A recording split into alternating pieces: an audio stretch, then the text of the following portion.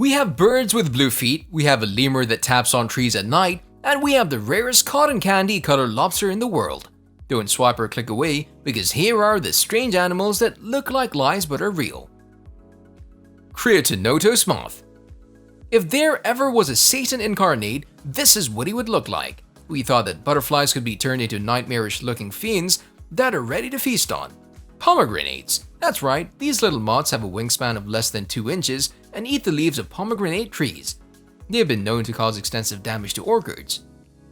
Now for the interesting part, the things you see on the back of this animal are called chorimata. The males have 4 of them and they're used to secrete a special pheromone. Fun fact, if their diet is richer in alkaloids, then the chorimata can grow large and the males will be able to release about 400 micrograms of pheromones in the air, increasing their chances to attract a female. If their diet lacked these alkaloids, then the chorimata don't grow and they produce no pheromones. Basically, they have doomed themselves to celibacy. Blue sea dragon. The Latin name is Glaucus atlanticus and they measure up to 1.2 inches in length. What's interesting about them is the fact that they float upside down. They're pelagic, which means they use those small tentacles to sort of grip the surface of the water, and the surface tension allows them to glide below the water. They move with the wind and ocean currents since they can't use their tentacles to swim. They're mostly found in India and Peru, but they're somewhat dangerous to humans. You see, the blue sea dragon feeds on the Portuguese manowar. By swallowing the venomous nematocysts, they can store them in their finger-like extremities. So if you see one, it's best not to pick it up because the sting delivered might be so painful it might induce vomiting, contact dermatitis, erythema, and more. Cotton candy blue lobster. Folks, this is Hattie. She's a female lobster that a lobsterman from Maine caught during one of his usual fishing trips. Almost every day, Bill Coppersmith pulls up the ordinary brown lobsters that we all know, but this time it was different. He pulled up a lobster that had the same color as cotton candy. Hence the name. Of course, because it was a female, he named it after his 8-year-old daughter. When talking to his colleagues and friends, they told him to smash that like button just like you should if you haven't done so already. But no, in all seriousness, they told him this lobster is 1 in 100 million. Just this fact alone makes Hattie one of Bill's rarest and most prized catches. Currently, the rare crustacean resides at the Seacoast Science Center, where it will be safe from predators. Eye. This animal looks like a guinea pig people would find in Uncle Fester's basement. But no, this is a long-fingered lemur, which is most commonly found in Madagascar. You might notice that this animal has one finger that's longer than all of the rest. There's a reason for that. This nocturnal primate uses his hand to tap the trees to find grubs. Once it locates the grubs, it will use its long teeth to tear open a hole in the tree bark. It will use that long finger to get all of the maggots out of there and it will eat them. And believe it or not, the eye is an endangered species. There are 2 reasons for this: poaching, and people are scared of the animal and think it's evil, so they kill it everywhere they find it. Water deer. Some call them vampire deer, and we think you can see why. Unlike most deer, the water deer don't have antlers. They've replaced them with downward-facing long canines that make them look like they've been bitten by Count Dracula himself.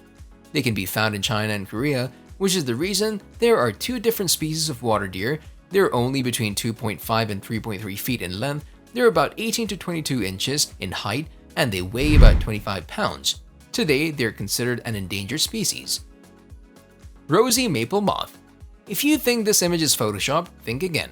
It's the rosy maple moth, and aside from being the smallest of the silk moths, it's also one of the most colorful silk moths. The average wingspan of an adult is between 1.2 and 1.7 inches. They have pink and yellow wings, their bodies are yellow, and their legs and antennae are pink. These moths, just like the name suggests, like to live in maple trees. This is where the females will lay their eggs. Once hatched, the caterpillars will eat the leaves off the maple tree, but the adults cause no harm. They don't eat, just like many other saturnid moths. Now, because they're colorful, predators like blue jays, black-capped chickadees, and tufted titmice. Salp jellyfish. They've been featured on the stamps of Azerbaijan, and now we've decided to talk about these planktonic tunicates. Unlike other animals that swim in the water, the salps use jet propulsion. They'll suck water in through their internal feeding filters and then pump it out the other end of their body, which will in turn propel them forward. They're often found in equatorial and cold seas, and they often flock together in stringy colonies. They're typically between 0.4 and 4 inches and grow attached in a chain called the blastozoids. All of these chains are hermaphrodites, meaning they possess both male and female sex organs. When it comes to their feeding habits, the salps can quickly butt off clones if they detect that there's an increase in the population of phytoplankton in the area. In fact, they can grow faster than any other multicellular animal in the world. Feather stars. This is a feather star. They're marine invertebrates that have been living in the ocean for centuries. Most of the time, these feather stars will be perched on the surface and stay immobile. But if a predator attacks them and they're on the lookout for food, then they'll become mobile. When it comes to feeding, they have these finger-like cirri, which are used to catch plankton. There are many different versions of feather stars, and some of them can grow very large. This feather star is so heavy that it's forced to crawl on the seafloor. When they find their next perch, then these animals will parachute down by lifting their arms. Once they find a suitable position, they'll lay there motionless. Yeti crab. Living in the water near Antarctica, scientists have discovered this weird colony of crabs. These pale white crabs are called yeti crabs, and they have the same hairy undersides you'd find in many other species of crabs. They live in complete darkness at a depth of around 7,800 feet. The colonies remain mostly immobile, with the males moving near Antarctic vents to feed on the colonies of bacteria using their hairy underbellies. The females and the baby crabs stay in colder water away from the vents. Speaking of the vents, we should mention that they're probably the only reason these colonies of crab exist at such extreme temperatures.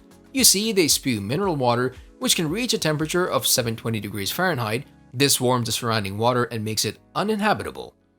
Top 3. Giant isopod. If someone told you to draw an animal you saw in your worst nightmare, you would draw a 20-inch cockroach. Well, this is where the giant isopods come in. They represent stellar examples of deep-sea gigantism. Ordinary isopods are about 2 inches in length. These guys are several times that, between 7 and 20 inches. They live on the seafloor where they scavenge for food. They can be found in depths ranging from 560 feet to 7,000 feet. Blue-footed booby.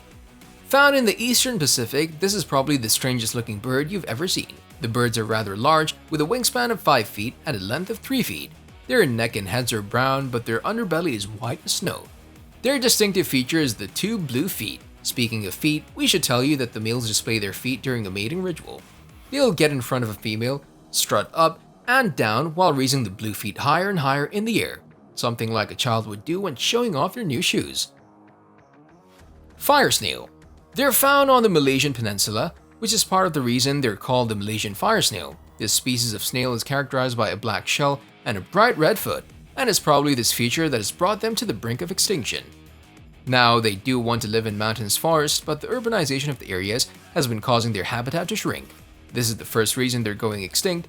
The second reason is poachers. Because these animals have a distinctive color pattern, they'll capture them and keep them as pets. However, the fire snails has very specific habitat needs which cannot be met if kept inside a glass cage. Oftentimes, the fire snail held in captivity dies very quickly. This is Koala with quality content. See you soon. YouTube thinks that you should watch this video next.